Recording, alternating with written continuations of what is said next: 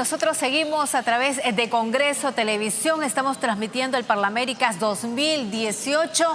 Hoy día vamos a tener interesantes exposiciones. La participación de la mujer en la lucha contra la corrupción. Y justamente, Álvaro, tenemos una invitada de lujo muy especial que va a participar de esta sesión, la congresista Luz Salgado, presidenta de la Comisión de Relaciones Exteriores. Congresista, bienvenida a Congreso Televisión. Buenas tardes. Bueno, es muy importante este evento que se realiza en medio de este escándalo de corrupción que ha afectado a toda la región, que ha involucrado a sus autoridades, máximas autoridades. En lo que respecta a la mujer, justamente conversábamos previamente con otros diputados. ¿Tiene otra visión de cómo enfrentar este flagelo? Sí, y es por eso que yo felicito que dentro de este encuentro de Parlaméricas, la Mesa de Mujeres haya programado una sesión en la que vamos a estar participando las mujeres en una visión diferente de cómo enfrentamos la corrupción.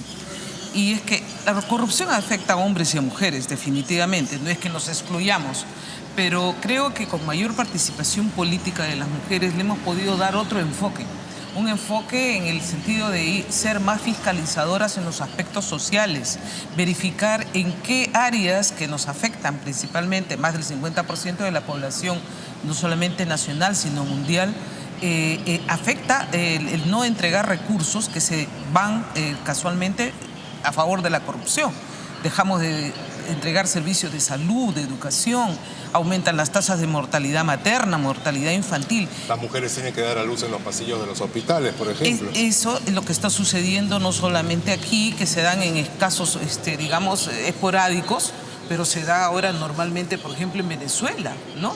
Y yo me enteraba de que en Venezuela, por ejemplo, por falta de guantes quirúrgicos que no se encuentran en los centros de salud, las madres que están próximas a dar a luz tienen que buscarlas en el mercado negro y si no encuentran los guantes no son atendidas y por lo tanto se les pasa la hora del parto y tienen sufrimiento fetal. Ese sufrimiento fetal afecta neurológicamente a las criaturas que ya están naciendo. Eso en el caso en que las madres tengan la suerte de tener a sus hijos. Hay otro caso que se enfocó ayer, que es el problema de la migración forzosa de muchas madres venezolanas que deben salir de su país y dejar a sus hijos, Dios sabe, bajo el cuidado de quién, precisamente porque con $4 o $5 al mes no pueden vivir. Se han roto familias enteras. Miren ustedes, nosotros tenemos aquí ya un promedio de 180.000 ciudadanos que ya están con permiso de trabajo y siguen llegando un promedio de 600 al día atiende la Interpol, solamente para el cambio del carnet. No sabemos ya exactamente si están pasando 2.000 o 3.000 por la frontera de Tumbes. En fin, y yo creo que la mirada femenina de todas maneras hace focalizar ciertos aspectos que no habían sido vistos antes y es por eso que es muy importante la participación de las mujeres en política, la decisión de toma de decisiones políticas a nivel de presupuestos y de fiscalización, lógicamente. Sin embargo, Ruanda, por ejemplo, es el país con mayor número de parlamentarios. Un 61,3% de los escaños de la Cámara Baja están ocupados por mujeres, cosa que no sucede en otros países de la región como en el Perú. Todavía, si bien tenemos más mujeres en política, no es en el número ideal que quisiéramos. Yo soy ¿no? autora de la ley de cuotas y en el año 1997 casualmente dimos la primera ley con el 25% junto con Marta Hildebrand, que fue la presidenta también del Congreso del Perú. Y esto se aumentó luego en la época de Meche Cabanillas al 30% y aún así no llegamos a cubrir todavía el 30% porque no es que los partidos políticos ahora no estén dando la facilidad, sino que las mujeres están siendo más reacias a participar en política. Porque nosotros somos más sensibles al ataque que hay en el aspecto ya del encuentro mediático y por eso que muchas veces no quieren exponerse a ese acoso, no quieren exponerse. Además, las mujeres no tenemos el expertise para hacer campañas y siempre el hombre sale ganando de repente en una campaña. Hay que enseñar a las mujeres a perderle el miedo a hacer política y también a poder desempeñarse ante los medios de comunicación y hacer las campañas con, digamos, cierta facilidad como lo hacen los varones. Ahora, hay excepciones como la depuesta presidenta de Corea del Sur, Dilma Rousseff, Cristina Kirchner, por eso decía, aquí Nadine Heredia. La corrupción no exime tampoco a las mujeres. Trasciende al género. Trasciende al género y de lo que se trata es de buscar mecanismos en estas experiencias compartidas que nos ayuden a combatir la corrupción. Lo último que nos ha atacado a toda la región, como ustedes mismos han podido apreciar, este tema de las empresas brasileñas que lamentablemente a nuestro país lo ha golpeado muy fuerte porque la mayor parte de las inversiones estaban a cargo de las empresas brasileñas. Y esto se tiene que combatir con un trabajo mucho más exhaustivo y es por eso que nuestra, digamos, postulación a la OECD es muy importante porque nos van a ayudar a tener experiencias adquiridas en Europa para manejar compañías transnacionales. Vamos a intercambiar información inclusive de los recursos públicos que puedan estar siendo destinados a paraísos fiscales. Y en este caso acabamos de tener una noticia muy importante también porque Suiza se ha negado a dar digamos, mantener el secreto de una transferencia que creo que es hacia la hermana del expresidente Ollanta Humala. Ahora, lamentablemente por estos actos de corrupción, estos escándalos, la ciudadanía ya tiene mucha desconfianza, no cree en sus políticas. ¿Qué se puede hacer desde el Congreso? ¿Qué acciones desde el Congreso para recuperar esa confianza? Algunos están solicitando que haya mayor ética, en nuestro caso, que se reestructure la comisión, que se levante la inmunidad parlamentaria. Bueno, este es uno de los pocos parlamentos que tiene una comisión de ética y una comisión de acusaciones constitucionales, por si acaso. Ahora, sí es cierto, tendría que reestructurarse la comisión de ética, ya lo ha anunciado el presidente Galarreta. Y la inmunidad parlamentaria. Yo creo, lo de la inmunidad parlamentaria yo sí soy reacia, porque estaríamos expuestos a que ninguno pueda hacer ningún tipo de investigación porque simplemente te acusan de cualquier cosa y te paralizan la investigación y el congresista tiene que estar libre. Pero sin embargo, si hay hechos delictuosos que se han realizado antes de ser parlamentario, no tienes ninguna inmunidad. Y la Fiscalía está en la obligación de investigarte y tú someterte a la investigación. ¿Y cómo hacer frente a la denunciada intromisión en asuntos internos del Perú? Lo hemos visto ayer y anteayer con este grupo de parlamentarios respecto a la defensa de la vida, por ejemplo, ¿no es cierto? Con fallos de la Corte Interamericana de Derechos Humanos. Y también con el señor Almagro, que según parece, pues habría intercedido para que no haya vacancia en el expresidente Kuczynski. Y sí, esas noticias nos han llegado ahora último y realmente sería lamentable que haya estado en esa situación de, digamos, interferir en una decisión de política interna al señor Almagro, pero sin embargo creo que él cree que le han interpretado mal, que no ha sido su intención. En fin, serán los congresistas que han conversado con él quienes aclaren esa situación. Definitivamente hay motivos como lo que ocurre en Venezuela, en que ya no se trata tampoco de políticas internas, sino de una política que está afectando a toda la región.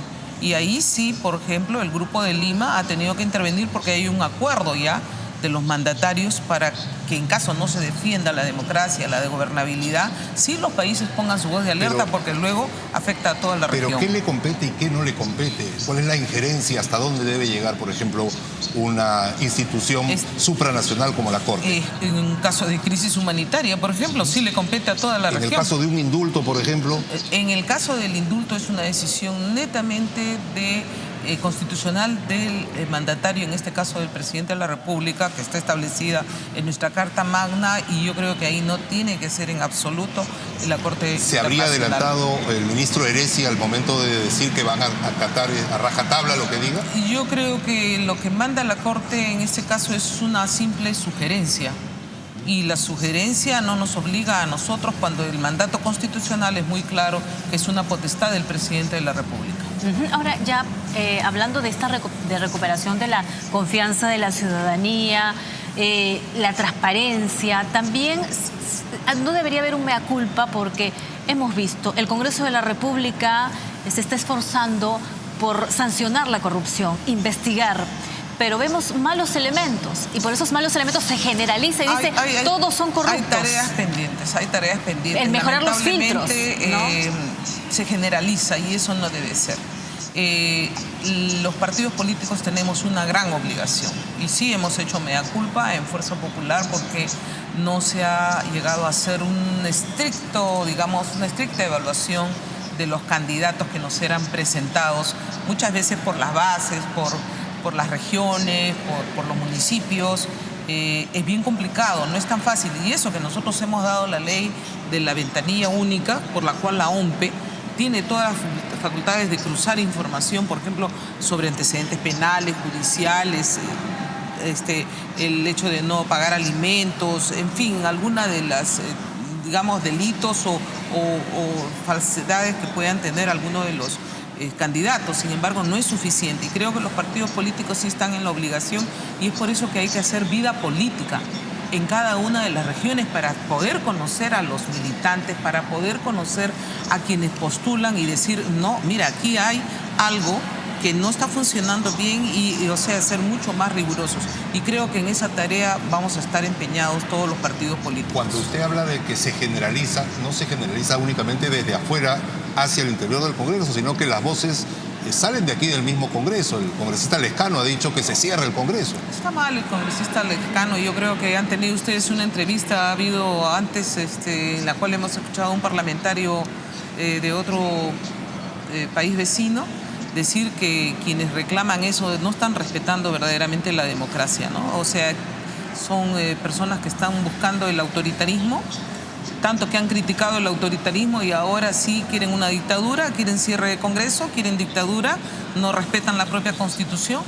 El Congreso somos los que somos, es parte de lo que el pueblo también ha puesto, porque esos congresistas que han llegado aquí han llegado con votos.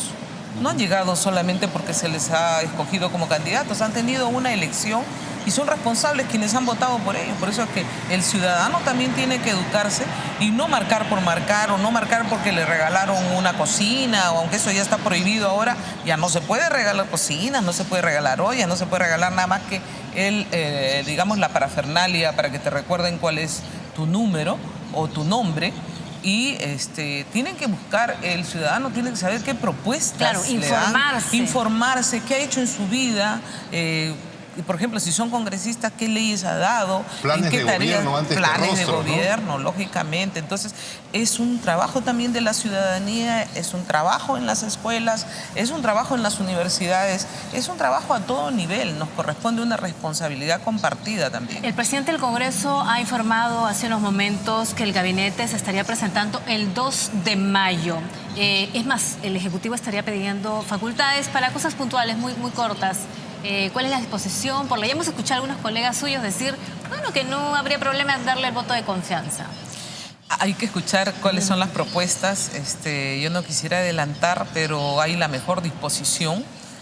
Sabemos nosotros que hemos pasado un momento muy crítico, pero un momento que ha tenido una salida constitucional y eso debemos dar gracias. Ha podido aquí ocurrir cualquier cosa, cualquier desmán. Todo el mundo decía que el Perú se venía abajo y lo que hemos tenido es una transición democrática tranquila. ¿Por qué? Porque hay un mandato constitucional que hemos nosotros respetado. ¿Y qué dice la Constitución? Muy sabiamente, te pone 2 vicepresidentes. En caso de que ocurra muerte, accidente o en este caso la vacancia, hay una persona que tiene que sucederle en el cargo que ha sido elegida en esa misma plancha. Y esa persona, si no puede, está otra persona adicional. Y si no pudieran los dos, el presidente del Congreso, en todo caso, tendría que haber asumido.